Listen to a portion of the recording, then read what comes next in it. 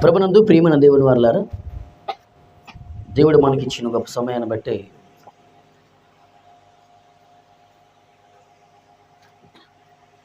యాకోబు గారు రాసిన పత్రికను ఒక బంగారపు వచనాన్ని ఈరోజు కొద్దిసేపు మనందరం కూడా ఆలోచిద్దాం. యాకోబు గారు రాసిన పత్రిక 1వ అధ్యాయము వచనము 22. యాకోబు గారు రాసిన పత్రిక 1వ అధ్యాయము వచనము 22. జాగ్రత్త విన్న ప్రియులారా, యాకోబు రాసిన పత్రిక 1వ అధ్యాయము వచనము 22.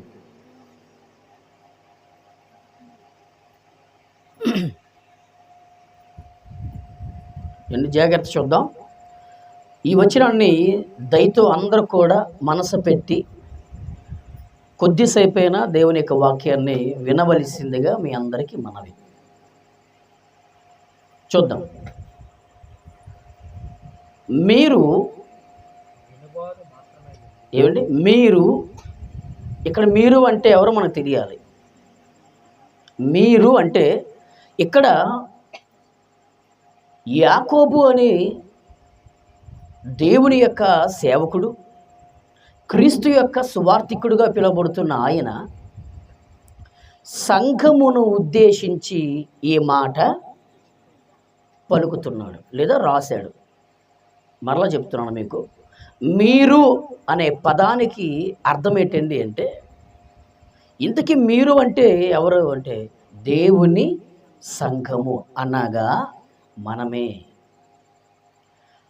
ఇప్పుడు దేవుని సంఘముగా ఉన్న మనము అని చదివితే మనకి చాలా సులభంగా అర్థమైపోద్ది వాక్యం. మీరు అని ఆ పదం దగ్గర క్రైస్తవులుగా ఉన్న మనము అని చదవండి, బాగుంటుంది. ఓకేనా? చూడండి, క్రైస్తవులుగా ఉన్న మనము. అందరం క్రైస్తవులు కదా. మరి క్రీస్తును నమ్ముకున్నందుకు, క్రీస్తును అంగీకరించినందుకు, క్రీస్తును విశ్వసించినందుకు, క్రీస్తే దేవుడు అని మనం నమ్ముకున్నందుకు, క్రీస్తు కార్చిన పరిశుద్ధమైన రక్తములో మనమందరము కూడా కడగబడినందుకు మనమందరము కూడా ఏమైపోయాము అంటే క్రైస్తవులము అయ్యాం. క్రైస్తవులుగా దేవుడు, తండ్రి అని దేవుడు మనలను ముద్రించాడు. ఒక ముద్ర మనకు వేశాడు. ఏం వేశాడండి? ఒక ముద్ర, స్టాంప్. మీ దస్తావేజులు చెల్లాలి అంటే గవర్నమెంటు చెప్పాలి, స్టాంప్ కంపల్సరీగా ఉండాలి. అవునగా? చెప్పండి. ఏమంటే ఆలోచించండి. మీరు బ్యాంకుకు వెళ్ళి డబ్బులు వేయాలి అన్నా, డబ్బులు తీయాలి అన్నా అక్కడ కంపల్సరీగా బ్యాంకు తాలూకు వ్యక్తి లేదా ఆ సార్ ఏం చేస్తారండి? స్టాంప్ వేస్తారు. స్టాంప్ వేస్తేనే మీకు డబ్బులు వస్తాయి. స్టాంప్ వేస్తేనే మీ డబ్బులు వాళ్ళ దగ్గర దాచబడతాయి. అవునా కదా? ఇది ఈ లోకరీత్యా, ఈ లోకపరమైన ఆలోచన. Very good. అలాగే మనమందరము కూడా క్రైస్తవులమయ్యాము అనడానికి ఒక అద్భుతమైన ఆనవాలు ఏంటండి అంటే, క్రీస్తు యేసు ద్వారా తండ్రి అయిన దేవుడు మనలను ముద్రించాడు. వినాలి జాగ్రత్తగా అండి. ఏం చేశాడండి? ముద్రించాడు. క్రైస్తవులు వీరు అని. ఇప్పుడు ఆ క్రైస్తవులకు యాకోబు గారి ద్వారా తండ్రి అయిన దేవుడు ఒక అద్భుతమైన విషయాన్ని రాస్తున్నాడు. ఏమని చూడండి జాగ్రత్తగా. క్రైస్తవులుగా ఉన్న మీరు వినువారు మాత్రమే అయి ఉండి అన్నాడు బైబిల్లో. క్రైస్తవులుగా ఉన్నవారు లేదా క్రైస్తవులుగా ఉన్న మనమందరము కూడా దేవుని వాక్యమును చెప్పాలి. దేవుని వాక్యమును ఏముంది అక్కడ? వినువారు మాత్రమే అయి ఉండి అని ఉంది. అంటే ఈరోజు ఈ భూమి మీద ఏమండి 4 బృందాలు ఉన్నాయి. ఎంతమంది? 4 బృందాలు. 1 2 కాదు. మీకు ఆ భాష అర్థం అవ్వకపోతే 4 రకాల క్రైస్తవులు ఉన్నారు. ఎంతమంది అండి? 4 రకాలు. మీకు తెలియాలి కదా. మరి మీకు తెలియాలి అంటే వచనం పూర్తి చదవాలి. మీరు సంఘముగున్న మీరు, క్రైస్తవులు ఉన్న మీరు వినువారు మాత్రమే ఉండి మిమ్మును మీరు మోసపుచ్చుకొనకుండా మోసపుచ్చుకొనకుండా వాక్య ప్రకారము ప్రవర్తించువారున్నై.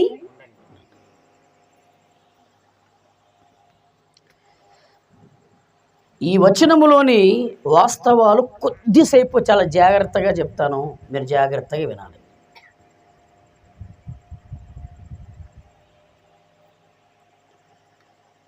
యాకోబు గారు దేవుని సంఘాన్ని ఉద్దేశించి ఈ మాటలను పలుకుతున్నాడు, రాశాడనే విషయం మీరు మర్చిపోకండి.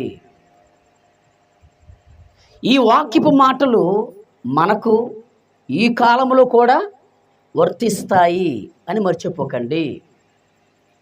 ఎప్పుడో రాయబడిన ఆ వాక్యాలు ఈరోజు కూడా మన జీవితాల్లో పనిచేస్తాయని మీరు మర్చిపోకండి. ఈరోజు సంఘాలలో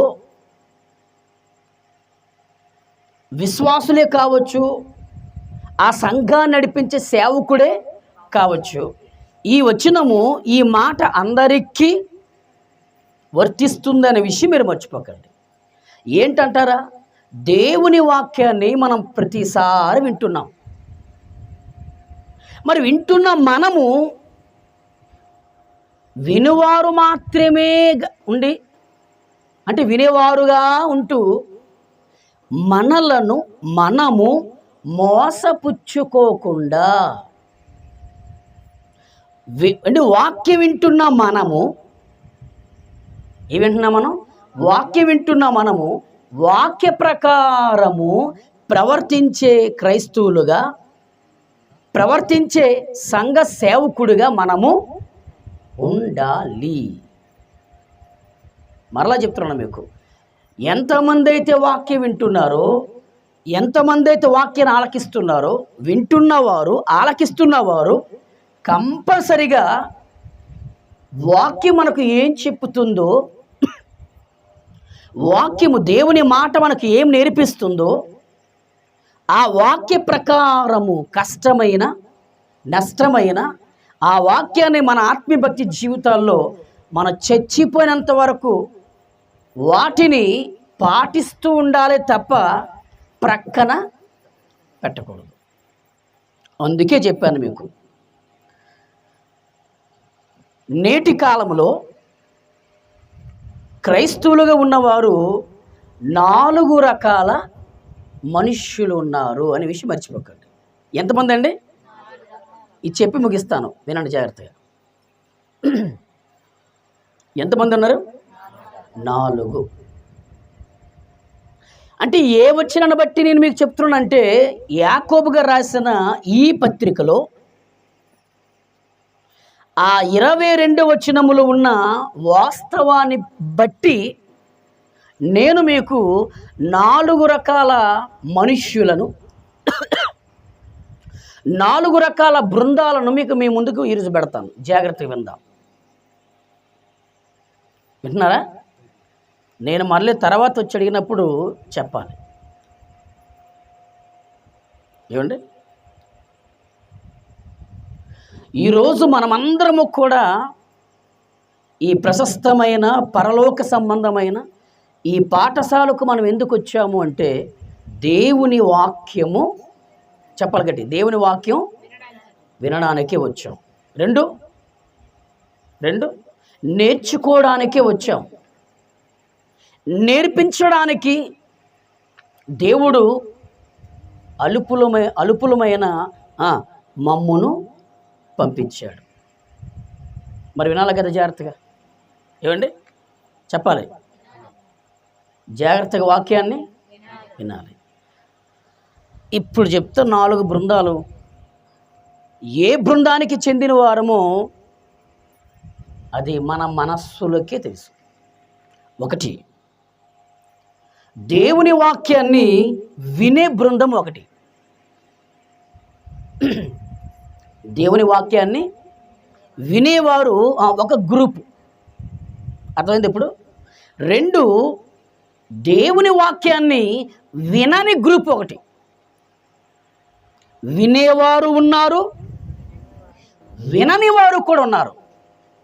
ఎన్ని గ్రూపులు అయ్యాయి? గట్టిగా 2. మర్చిపోకండి. మళ్ళీ దేవుని వాక్యాన్ని వినే గ్రూప్ ఉంది, దేవుని వాక్యాన్ని వినని గ్రూపు ఉంది. 2.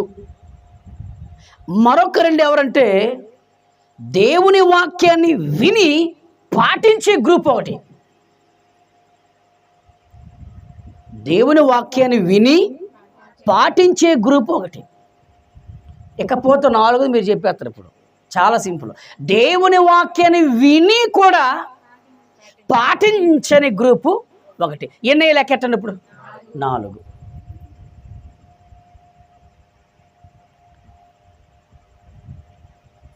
అందులో నేను ఉండొచ్చేమో, అందులో మీరు కూడా ఉండొచ్చేమో.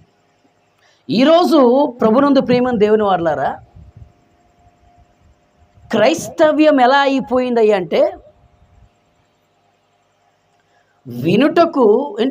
వినుట మాత్రమే అయి ఉండి అని బైబిల్లో. అంటే దేవుని వాక్యాన్ని విని, అంటే దేవుని వాక్యాన్ని ఆలకించడంతో మన పని అయిపోయింది అనుకుంటున్నాం మనం. వర్షమైనా, ఎండ అయినా, చలి అయినా, ఏది ఏమైనప్పటికీ, శోధనలు వచ్చినా, రోగం వచ్చినా, కష్టాలు వచ్చినా, సమస్యలు వచ్చినా, ఇబ్బందులు వచ్చినా, అవునా, ఏది వచ్చినా దేవుని వాక్యాన్ని వినేవారుగా ఉంటూ మనలను మనమే మోసం చేసుకుంటున్నాం. అంటే ఈరోజు మనకి అర్థం కానిది ఏంటంటే, అంటున్నారా పెద్దలు, దేవుని వాక్యం బట్టి మనకు అర్థం కానిది ఏంటంటే, మందిరానికి వెళ్ళావా అంటారు మన స్నేహితులు. వెళ్ళాము అంటాం, అవునా? మన తోటి సహోదరులు కావచ్చు, సహోదరులు కావచ్చు, చర్చికి వెళ్ళావా? వెళ్ళాం, అంతే, అయిపోయిందండి. నెక్స్ట్ ప్రశ్న ఏమండి, ఏమయ్యారు తెలుసా? వాక్యం విన్నావా అనే ప్రశ్న వెయ్యరు ప్రశ్న. మరి ఈ ప్రశ్న ఎందుకు రావటం లేదు సంఘాల్లో అంటే, వచ్చి వాక్యాన్ని విని, చెప్పాలి, విని వెళ్ళిపోతున్నారు అంతే. ఏమండి ఆలోచించి, అందుకే ఇది చెప్పి వెళ్ళిపోతాను నేను. దేవుని వాక్యాన్ని విని, చెప్పండిరా, విని వెళ్ళిపోతున్నారు. ఆగండి, మళ్ళీ విని, చెప్పాలి గట్టిగా, విని వెళ్ళిపోతున్నారు. మరి విని వెళ్ళిపోతే మోసపోతుంది ఎవరు? గట్టి చెప్పండి ఇప్పుడు, గట్టిగా, మనమే. అందుకే ప్రభునందు ప్రియమైన దేవుని వారలారా వినండి, చాలా సీరియస్ చెప్తాను. కొన్ని సమస్యలు వచ్చినప్పుడు మనకు, అందుకే ఆ సమస్యకు పరిష్కారం అంత బేగి మనకు దొరకటం లేదు, లేదా ఆ సమస్యకు పరిష్కారం అంత వేగముగా దేవుడు కూడా మనకి ఇవ్వటం లేదు. ఎందుకయ్యా అంటే, ఎందుకమ్మా అంటే, వాక్యాన్ని విని టైం పెట్టవా ఏంటి, వాక్యాన్ని విని వెళ్ళి, చెప్పండి, వెళ్ళిపోతున్నాం అంతే. మనం సాధు పెట్టలేదా టైము? సరే, ఏమవుతుంది? అయ్యో, ఏమవుతుందండి? వాక్యాన్ని విని, చెప్పండి, విని వెళ్ళిపోతున్నాం అంతే. మరి విని వెళ్ళిపోతే వాక్యం సెలవిస్తుంది. మీరు వాక్యాన్ని విను మాత్రమే అయ్యుండి మిమ్మును మీరు మోసగించుకుంటున్నారు అని యేసుక్రీస్తు తర్వాత కన్య మరియమ్మ గర్భములోని పుట్టిన యాకోబు గారు రాసేశారండి. అబద్ధం అనుకుని చెప్పండి, ఎన్నిసార్లు మనం చదివాం కదా మాట. అందుకే 4 రకాల గ్రూప్స్, 4 రకాల గుంపులు ఏంటి, 4 రకాల బృందాలు ఈరోజు ఉన్నాయి.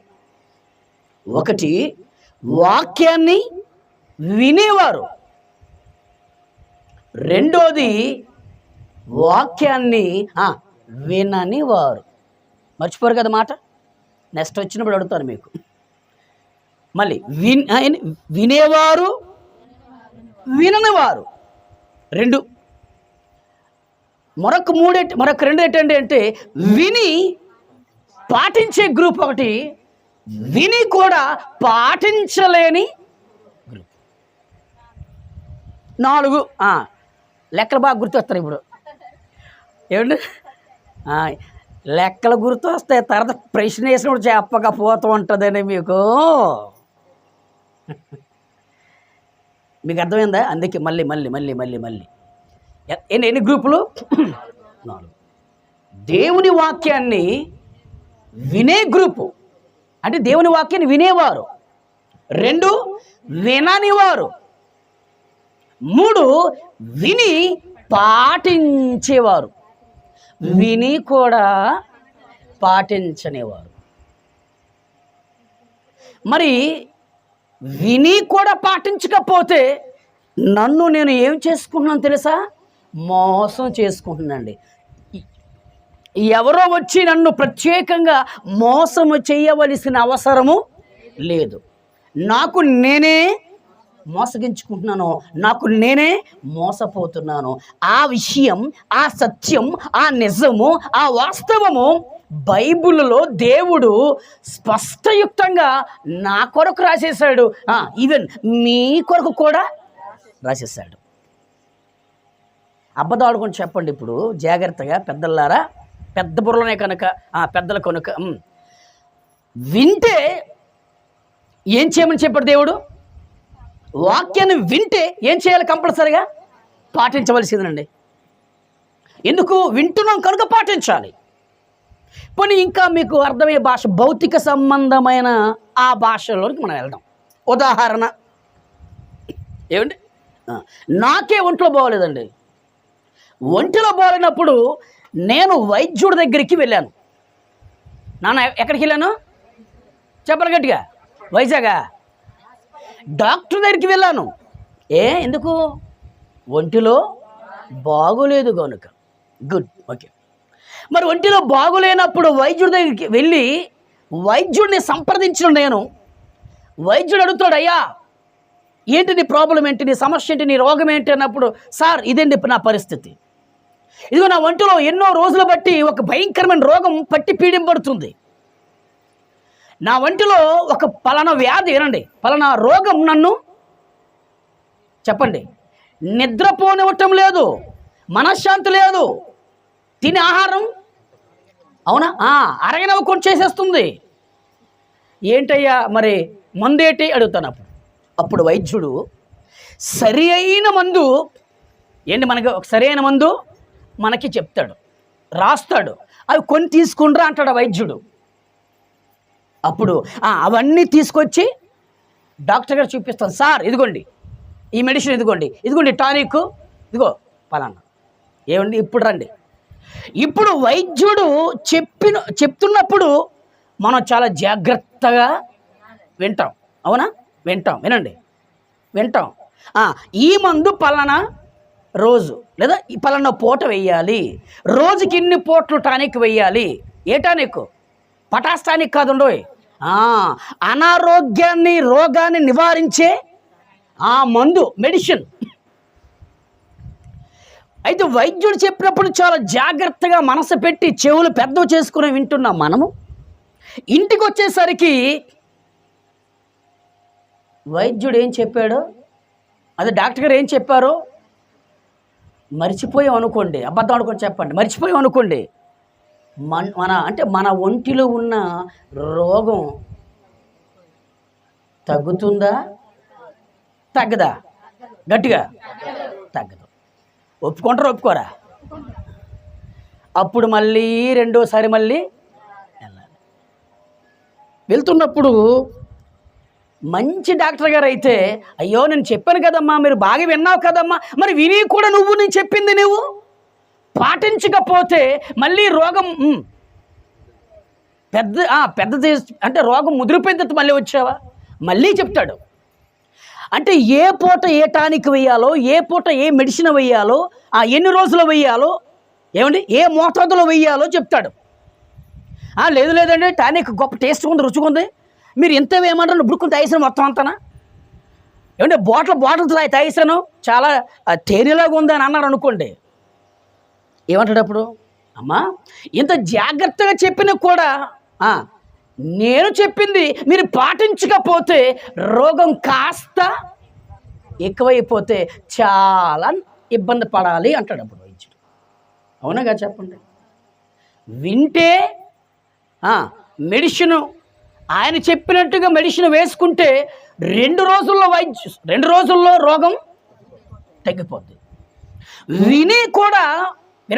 విని కూడా సరైన మోతాదులో, సరైన పద్ధతుల్లో, సరైన ఆ టైంలో మనం వేయవలసిన మందులు మనం వేసుకోకపోతే రోగం తగ్గదు కదా. లేని రోగం కూడా మరే ఇంకా వచ్చేస్తుంది కన్ఫర్మ్. అలాగే ఈరోజు మనం అందరము కూడా వాక్యాన్ని వింటున్న మనం, వాక్యం ఏం చెప్తుంది, అసలు ఎలా ఉండమని చెప్తుంది వాక్యం, ఎలా బ్రతకమని చెప్తుంది వాక్యం, ఏమని నేర్పిస్తుంది వాక్యం అని వింటున్న మనం అందరము కూడా ఏమండి మన ఇంటికి వెళ్ళిపోయి వాక్యాన్ని పాటిస్తే మనమందరము కూడా, నేను అంటాను చాలా సీరియస్గా, మనమందరం కూడా పరిశుద్ధులుగా బ్రతకగలం. అప్పుడు ఏ పాపపు రోగం మన భక్తి జీవితంలోనికి రాదో, మీరు నమ్మండి అంతే. అందుకే అన్నాను మీకు, వినే గ్రూప్ ఒకటి, వినని వారు ఒకరు, విని పాటించే గ్రూప్ ఒకటి, విని కూడా పాటించలేని గ్రూపు మరొకటి.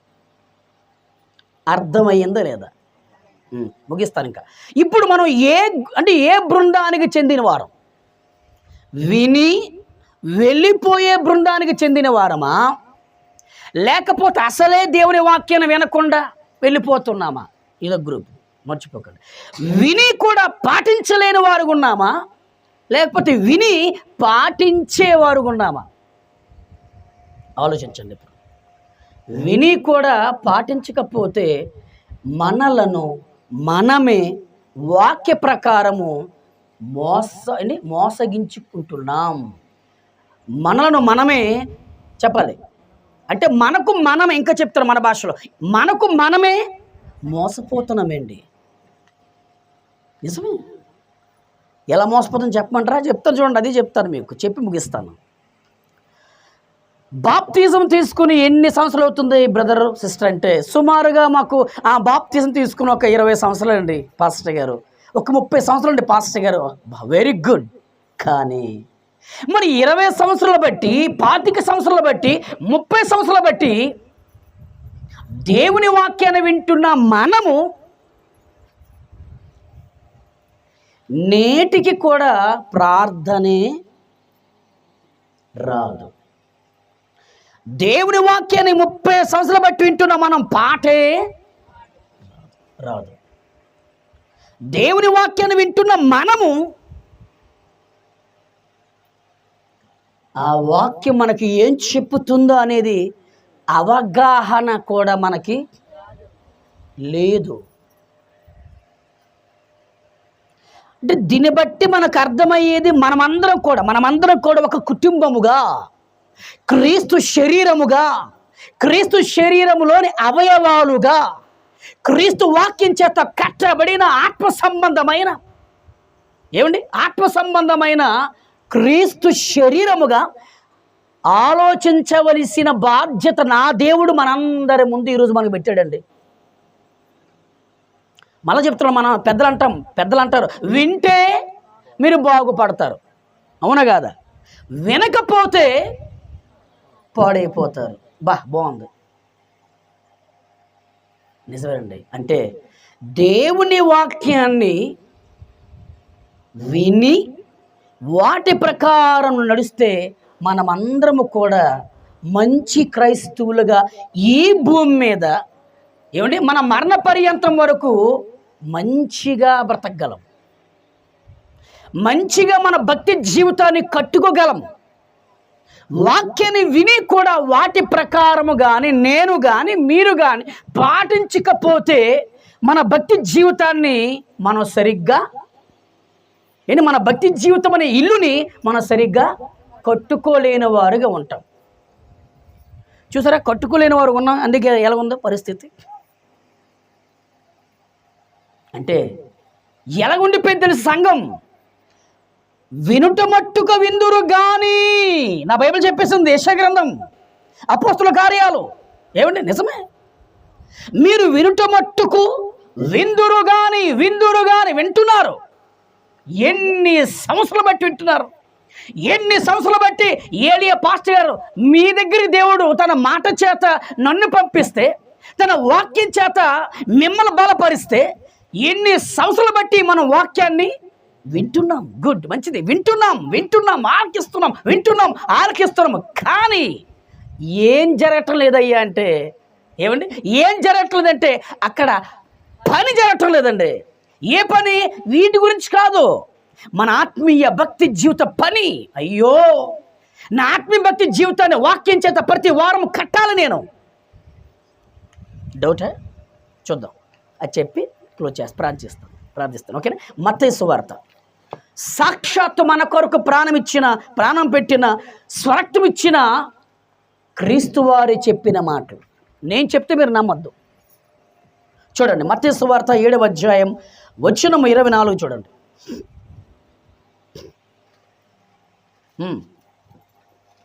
మత్తయి సువార్త 7వ అధ్యాయం వచనం 24 ప్లీజ్. కాబట్టి అబ్బో, చూసారా? కాబట్టి ఈ నా మాటలు అంటే బైబిలులోని రాయబడిన నేను చెప్పే మాటలు వింటున్నారు మీరు? మళ్ళీ బైబిలులోని వింటున్నారు మీరు? బైబిలులోని రాయబడిన ఈ మాటలు నేను చెప్పే నా మాటలు మీరు విని ఉందా బైబిల్లో? మీరు గట్టి చదవండి. మీరు విని, అబ్బో చూసారా, విని వాక్యము, దేవుని వాక్యము, దేవుని మాట మనకు ఏం చెప్తుందో వాటి చొప్పున వాటి చొప్పున మనం చెయ్యాలండి. దేవుడు తన వాక్యము చేత, తన వాక్యము ఏమని బోధిస్తున్నాడో, ఏమి నేర్పిస్తుందో, ఎలా ఉండమని చెప్తుందో, వాక్యం ఎలా బ్రతకమని చెప్తుందో ఆ వాక్య ప్రకారము మనము బ్రతికి లోకానికి, దేవునికి చేసి చూపించాలి. వాక్యము విని వాటి చొప్పున అంటే వాక్య ప్రకారము అని అర్థం. వాక్య ప్రకారము చేయు ప్రతివాడు బండ ఎక్కడండి? ఎక్కడ గట్టిగా బండ మీద తన ఇల్లును కట్టుకొనిన బుద్ధిమంతుని పోలి ఉంటాడు. ఏమండి? జ్ఞానం ఉన్నోడైనా జ్ఞానం లేనోడైనా తన ఇల్లుని, ఈ భౌతిక సంబంధమైన ఇల్లుని ఎక్కడ కడతాడు చెప్పండి గట్టిగా? అబ్బా, మా తెలియదు భూమి మీద అనేసి. మీరేదో చెప్తారు అనుకోండి, మీకు ప్రశ్న వేసాను నేను. ఏమండి? భూమి మీద కడతారు. మరి ఆ భూమి మీద ఎలా కడతారండి మరి? ఏమా? పునాది మీద. అవునా? పునాది చెప్పాలి. పునాది అంటే ఎవరు? సారీ, పునాది అంటే ఎలా కడతారు? రాయే కదా మరి. పునాది ఇప్పుడు చుట్టూ రాయేస్తారు కదమ్మా, రాయేస్తారా? దాన్ని ఏమంటారు? పునాది. చూడు చాలామంది అమ్మ పునాది చాలా లోతుగా ఉండాలి, పునాది రెండోది పునాది చాలా బలముగా.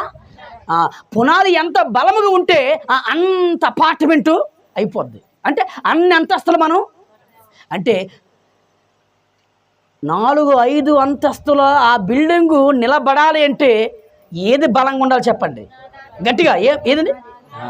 మన కట్టుకున్న ఈ పునాదే చెప్పాలి, పునాదే బలముగా ఉండాలి. మరి ఆ పునాదిలో ఏముంది? ఇసుకేసి కడతారా, రాయేసి కడతారా? గట్టిగా కదా. అదే చెప్పాడు యేసుక్రీస్తు వారు. మీరు ఈ నా మాటలు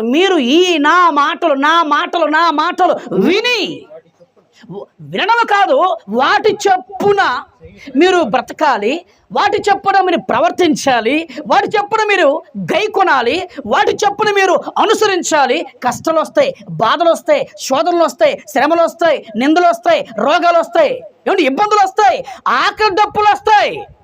అయినప్పటికీ కూడా వాటి చొప్పున నేను చెప్పిన వాక్యపు మాటలు చొప్పున మీరు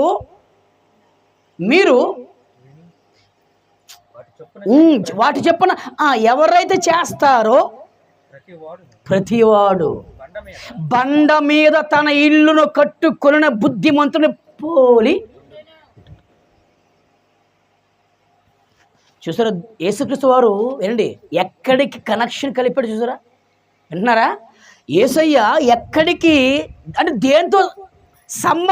దేంతో సంబంధం పెట్టాడు చూడండి. దేని కనెక్షన్ చూసారా? విని పాటించాలి. పాటించిన వాడు కంపల్సరిగా బండ మీద తన ఆత్మీయ భక్తి జీవితం అనే ఇల్లుని కట్టుకొనిన బుద్ధిమంతుని పోలి ఉంటాడు. అప్పుడు నేను చెప్పాను అన్ని ప్రత చూడండి, నేను చెప్పాను ఇందాక కష్టాలు, బాధలు, శ్రమలు చూడండి. వాన కురుస్తుంది, వరదలు వస్తాయి, గాలి విసిరి. ఆగండి, ఏంటి మీద?